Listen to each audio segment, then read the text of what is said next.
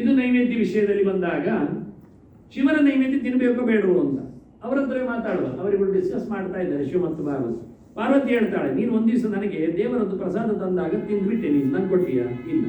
ಯಾಕೆ ಕೊಡ್ಲಿಲ್ಲ? ಗಲಾಟೆ, ಇದು ಮನೆ ಗಲಾಟೆ.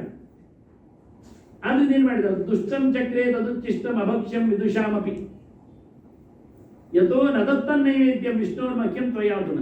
ವಿಷ್ಣುವಿನ ಊಟ ನನಗೆ ಕೊಡ್ಲಿಲ್ಲ, ಆದ್ರಿಂದ ನಾನು ಇವತ್ತು ಶಾಪ ಆಗ್ತಾ ಇದ್ದೇನೆ, ನೀನು ಊಟ ಮಾಡಿದ್ದನ್ನು ಯಾರು ಮಾಡೋದಿಲ್ಲ ಅಂತ ಹೇಳಿ.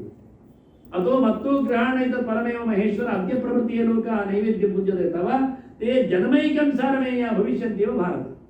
ಒಂದೊಮ್ಮೆ ನಾನು ಕೇಳಿ ಇನ್ಯಾರಾದ್ರೂ ಶಿವನ ನೈವೇದ್ಯ ಊಟ ಮಾಡಿದ್ರೆ ಅವರು ನಾಯಿಯಾಗಿ ಹುಡ್ತಾರೆ ಅಂತ ಹೇಳ್ಬಿಟ್ಟು. ಹಾಗೆಲ್ಲ ಹೇಳ್ಬಾರ್ದು.